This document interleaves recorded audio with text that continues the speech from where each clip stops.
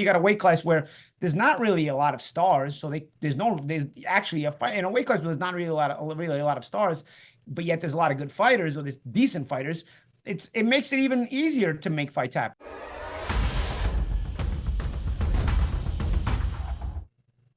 Welcome everyone to Boxing Scene's Top Stories, only on ProBox TV, your boxing channel. I am George D. Metellus. Quick reminder to download the ProBox TV app, where apps are available to get the full ProBox TV experience, which includes our November 1st European debut, the fight card from Belfast, Northern Ireland. And joining us here on Top Stories from Belfast, Northern Ireland, ahead of that great fight card with McCrory and Carrillo as the main event, we got the treacherous trio, Jimmy Smith, Chris Algieri, and Paulie Malignaggi here on Top Stories. Looking forward to their call. They will be ringside in Northern Ireland. So, fellas, let's get into it here, and let's talk about the state of the welterweight division. Mario Barrios with some interesting comments there. Jimmy, take it away when it comes to talking about what's going on with the welterweights. Yeah, what he was talking about is not enough is going on with the welterweights. He said had his workout Wednesday. He's on the undercard of the Mike Tyson, Jake Paul thing, that he thinks it should be unified at 147. He said we all need to get together and fight. Interesting comments, because we've talked many times at 147 about how it's just not producing the stars it produced even a few years ago. Chris, let me start with you. When you look at Boots Ennis fighting Chukadzian, whom he already wiped out, you have this title defense on the undercard of Tyson versus Paul against Abel Ramos, who's lost 2 out of his last 3. It doesn't seem like the best are fighting the best. How do we fix it, Chris? I mean, listen, that's not just a problem in the welterweight division. That's a problem in our sport today. We have a lot of weight classes where there's multiple champions in the weight class and everyone's got to know. It doesn't make any sense. These guys should be fighting each other. I like that Mario Barrios is coming out and speaking about this, because he's kind of the old head in the division at 147. He's the guy who's got a couple losses. He's fought former world champions. He's been to the higher levels than a lot of the other guys have. Even as good as Boots Ennis is, he hasn't been in with that type of quality opposition just yet. I think there is an opportunity for this weight class to actually come together, and we can unify, and I think we could potentially create a star out of that. I would lean towards Boots Ennis. I think he's the best. He's the most quality guy in the division. But there's already talks about him moving up to 54 and fighting some big fights up there. So, yeah, welterweight is still in disarray, and it's going to be some time until it gets sorted out. But the way to get it sorted out is get these guys to fight each other. Fighting the likes of Abel Ramos on an undercard of a Jake Paul Mike Tyson fight, which I still think might not even happen, it isn't a step in the right direction. But at least Mario Barrios is speaking out about it and is aware that these fights need to happen. What has gone wrong? A few years ago, you have to remember, it was Crawford, Spence, Thurman, Porter. Everybody was in this division. It was a lot of fun. Paulie, what went wrong, and how do we fix it with the champs we have right now? What's the first fight you'd make? Yeah, I mean, I think anything involving John Ennis obviously is fun and is interesting. Chukadzian actually won the distance with Ennis. I don't think we'd need to see Chukadzian again with Ennis because it wasn't that close, but he was able to go to distance. So I would have thought a guy like Chukadzian could be interesting against maybe one of the other champions, if anything, because, compare performances and then maybe match up the other champions with Ennis and whatnot. I know Norman and Ennis tried to come together. There was a failure at the negotiating table there. Not sure who to blame there, but either way, it didn't come together. One thing I'm going to throw out there is a little bit of a wild card is this is a weight class where Riyadh season is not involved. So anybody who's trying to resist Riyadh season, this is your chance to say, hey, we don't need Riyadh season to make the fights happen. We can make the fights happen on our own. Well, they're failing miserably, because every other promoter likes to keep it in-house. And so therefore, you're not getting Ennis against maybe the other side of the coin, so to speak. You got Ennis, who's now at Matchroom, right? I'm not sure where Stanionis is. Chris, do you know where Stanionis is, champ? I think he's PBC. He's PBC. Mario Barrios is PBC. So Barrios could start by, if he's really honest about it, he could start by saying, he'd fight Stanionis, who is not a unification, but it's probably a tougher fight than some unifications, You got Norman, who is sort of a wild card as a champion because he's pretty inconsistent, but he's over at Top Rank, right? Did he want on a Top Rank show? He's over at Top Rank. So you got a situation where there's everybody at in a different stable. So If you are, and these are stables that don't work with Riyadh season, right? Top Rank doesn't really work with Riyadh season much. PBC doesn't work with Riyadh season much. So if you're going to choose to say, oh, we got to make this happen, and you're going to say, we don't need Riyadh season, we can make it happen. Well, this is your chance right here. This is a weight class that doesn't have involvement from Riyadh season because the fighters belong to people who are not in Riyadh season, aside from Ennis, of course, who is with Matchroom, and they do have a relationship with Riyadh season.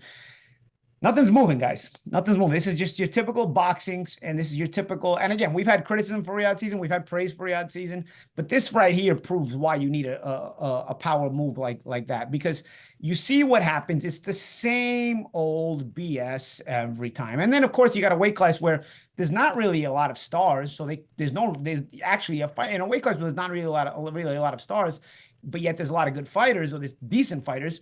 It makes it even easier to make fights happen because nobody's got to protect any kind of reputation because you're still trying to build your reputation. I mean, 154 doesn't have a lot of stars either, but it's got way better fighters, and they're willing to fight each other. They're all fighting each other. So the excuses at 147 come down to the lack of Riyadh season for me, and the lack of the other side, which is resisting Riyadh season, so to speak, and this little dynamic of a power struggle in boxing. They are not showing that their resistance means anything. Unless you do that, guys, then, you know, there is a reason why Riyadh season is getting the support it's getting, because people want to see the fights. When you look at the talent field at 147, usually the best fighter in the welterweight division is top 5 in every pound for pound list throughout boxing history. It's one of the most storied divisions of all time. Do you think Boots Ennis, should he manage to come out on top, could be the star of that division, Chris? Not just the best fighter, could he be the star of 147 if he doesn't move up? I mean, he certainly could be. He's got everything you need in terms of talent. Doesn't have a lot of marketability. I know they're trying to bring him home to Philadelphia, and there's a big push for that, which I think is really smart, you know, more of a grassroots campaign. But he's not like a really dynamic guy on the mic. He's not someone who's going to get, you know, people really excited just by hearing him speak. But the way that he fights is extremely, extremely exciting. Guy looks for knockouts. He's willing to take shots. He will fight. He's sublimely talented in terms of, you know, his physical gifts, his power, his speed, his athleticism. I really like the way that he fights. Just watching him is enjoyable to me. But again, like I said, in terms of star quality, he's going to have to get it the old-fashioned way and just be able to beat everybody in the division. But there's some tough guys in that division. That Stanionis is no walkover, even for a Jaron Ennis. He's a very, very tough guy. He comes forward. He's a hard man. He's one of those Eastern fighters, but he's got a little bit of that Western flair to him as well. So I think that's a great matchup. I think those guys are probably two of the top. Mario Barrios, man, you can't overlook him either, because he's an ever-improving fighter. Every time he fights, he looks better and better. He's tall. He's long for the weight class. Got a very good hard jab. You know, we saw that in the Ugas fight. He was very impressive that night. So yeah, there's some real live dogs in that weight class. Yes, they're not stars, but guess what? How you become stars? You fight the other guys in the division. You have good fights. You have exciting matchups, and there's a lot of matchups that can be made that are actually exciting in this weight class. It's a real shame that they're not occurring.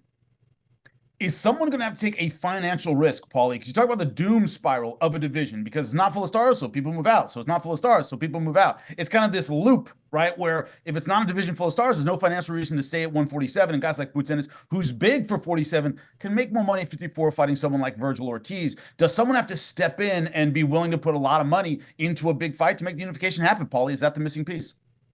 Yeah. Again, we're unless there's promoters that are willing to work together, we're just talking in fantasy here. You know, we're doing, you know, fantasy football, fantasy baseball, you know, where you make your fantasy teams together. You're making fantasy matchups right now if promoters aren't going to work together. Because like I said, I mean, you're dealing with promoters who aren't working together, and they've not worked together. They're always difficult to work together, pretty much. And you got a weight class where for these fights to happen, they've got to work together. So yeah, you need a money injection. Again, it goes back to what I said before. I guess it goes back to, you know, Riyadh season didn't exactly make everybody get along and become friends, but Riyadh season brought money into the mix, and promoters wound up getting along and putting the fights together because there was that injection, quote unquote, so to speak. You know, there's a lot of pride with some of these promoters, but then do it. You know, I'm willing to support it. You know, I'm willing to support whoever makes the fights. But if you don't do it, then it's hard to give you support. You know, it's hard to say, okay, you know, I want these guys to succeed. You more so want to say, all right, these people all got to go because it's easier to make the fights, you know? And you know, they're kind of proving the frustration of people who watch boxing, why fights don't happen, you know? And this weight class is a good example of that because really there's not a lot of star power. So there's even less reasons for fights to happen. You know, not that when their star power it's a legitimate excuse. There shouldn't be a legitimate excuse even when there's star power, but at least you understand why the dynamic gets a little bit more difficult. There's no star power here. There's pretty good fighters. There's much better weight classes, but there's pretty good fighters here. Even at world class level, you've got your handful of good fighters. Should be no problem, even for multiple promoters, because these aren't, you're not, what are you saving them for? What are you marinating them for? You just fight them. You know, there's no stars here. What do you usually marinate a star, so to speak, sometimes, you know, if that's the excuse you're going to make. But there's no stars here. Make the fights. If they don't make the fights, then they are a walking, talking, breathing example of what the problem is in boxing. Hopefully something can get worked out at 147. We know how devastating that division can be in its respective primes. Back to you, George. Yeah, power of positive thinking. Maybe 2025 will be the year of the welterweight, especially if we can get these unification bouts. And of course, we will keep you up to date on everything at 147 here on Top Stories. Quick reminder to scan the QR code, like, subscribe, and leave your comments on our YouTube channel.